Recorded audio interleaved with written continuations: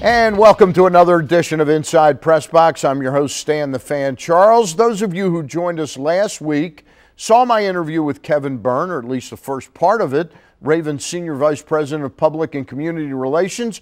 We discussed what the Ravens have been doing during the NFL lockout. This time around, we'll show you the second part of our conversation, which Kevin talks about his career and what moving from Cleveland to Charm City was like for him. Like many of you, I've been thinking about former Oriole great Brooks Robinson as he's had some health problems, and I'll share my thoughts about how I feel the media should handle a situation like this later on in the program. But first, I'd like to welcome someone who I've developed a great deal of respect and affection for, my friend Jerry Coleman, the host of Sports with Coleman. It's heard from 3 p.m. to 6 p.m. weekdays on V1370. Jerry, how are you? Thanks for having me, Stan. Great. And I do mean that. I mean, we've known each other a long time. Absolutely. But listening to you, it's kind of, I kind of feel like they do with J.J. Hardy right now when they say that until you get to see him every day, you don't know how good a baseball player he is. I feel with you that I've come to appreciate you a lot more. Well, thanks for listening. I do appreciate that. And as someone who grew up listening to you, it's meaning a whole lot. Yeah, but you didn't appreciate me. Hey, many moons ago. Hey, Buck Showalter. Yeah. He's still, despite the fact the team's in last place, and they're the only team I believe in the American League East that is negative in runs scored versus runs allowed. The body of his work for the 55, 60 games last year and the first 60 this year, he's still over 500. Doesn't look like the club is about ready to really run off 17 out of 20 wins, but nor does it look like they're going to fall apart. No, so far, I think, considering the circumstances, and this is a team that's been without some of their best players, the two Bryans we talk about, and Roberts and Mattis for essentially the better part of this season, and yet they're still close to 500. The problem is every time they get close to 500, they back down and lose 5 or 6 in a row. I don't think this team, based on the schedule that's upcoming, especially with the National League opponents, then you have the Yankees and Red Sox coming your way, I don't think 500 is going to be realistic this year. I didn't think it at the beginning of the season, and now, based on the lack of run production we've seen, explosions at times defensively that aren't good and are routine, I don't think this team is going to contend at any point. I don't think they're going to contend this year, but I actually think that they have a shot at finishing still at 500 or a couple games above that. It's going to take quite a run. We're about 60-some games into the season, and this is a team that's won, what, 30-some games right now. So in order to get to 500, we're talking about 50-some wins here in the second half of the season. I think that's asking a lot from this team.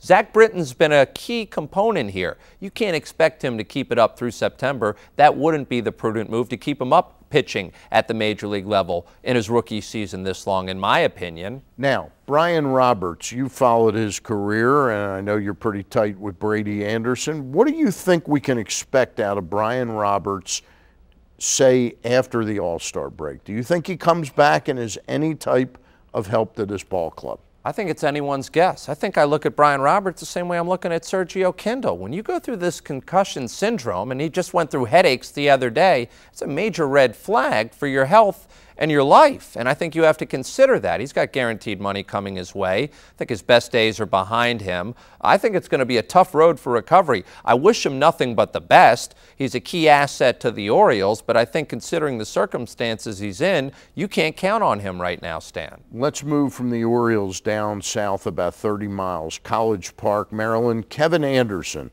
the athletic director there, he certainly had a interesting last 3.5, 4 months where he's had to change both coaches in football. Well, he didn't have to. He initiated that more or less.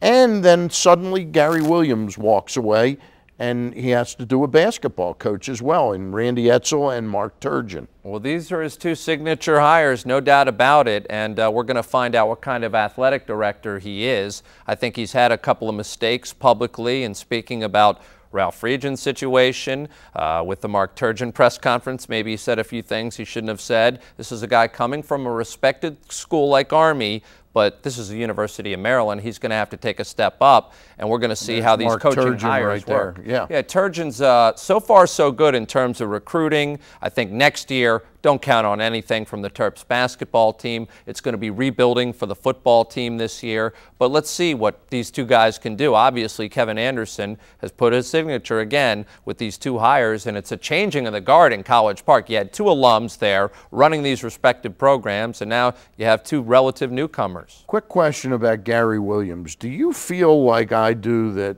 at the end, Jordan Williams clearly leaving was the last straw? There's no question. But do you think he was comfortable leaving because Debbie Yao wasn't there, that he outlived his words, not mine, the Wicked Witch of the West? I think that there was a combination of that, and the culture of college basketball had become distasteful, frankly, for Gary. And he married a younger woman. Well, he had to, he had to take care of the wife. You know about that, Stan. Yeah. But also, I think he got tired of dealing with some of the sleaziness in college basketball, frankly. All right. Before we let you go, about 2 weeks ago now, our good friend Ray Lewis had some comments pertaining to, and he was interviewed by a good friend, Sal Palantonio of ESPN, and his comments about, and there's Ray up on the screen, about, boy, if this lockout doesn't get settled and, there's no football, we're in for a crime spree, an increase in crime.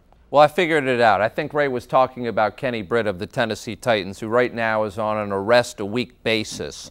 Everyone else, I have no idea what he was talking about. Listen, Ray's a great football player, maybe the best team leader of all time in sports, and I'll leave it at that because I respect him as a football player. But it's like what we were saying with Luke Scott.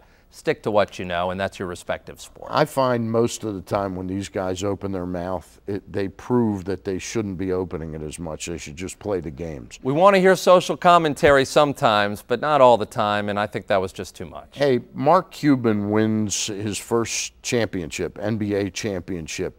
Would you like to see him as an owner in this town? Absolutely. Yeah. Who wouldn't want this guy as an owner? He's so fan-friendly. He's accommodating to the players. I don't think baseball's going to let him into their little club, but I think they should. He's good for the game. Evidently, he's been great for the NBA. Obviously, he's rubbed David Stern at times the wrong way, but the guy has brought a winner to Dallas. No one thought he could ever do that, and he's increased the value of that franchise 10 times. Yeah. I thought that was a neat thing, and then I heard after the fact that Donald Carter, the reason that he was accepting the trophy is because Stern and Cuban don't get along. No, it's sort of like Al Davis and Pete Rozelle back in the day. That uncomfortable. Hey, it's a great show. Sports with Coleman, Monday through Friday, 3 to 6. He doesn't pull any punches. Jerry Coleman of the 1370 AM. Stay tuned, because when we get back, I'll head out to Owings Mills for the second part of my interview with Kevin Byrne. That's up next. This portion of Inside PressBox has been brought to you by the Maryland Lottery's Double Play Scratch Off. Scratch the front, peel the back, plus enter non-winning tickets at mdlottery.com/doubleplay for a chance to win cash and great Orioles prizes.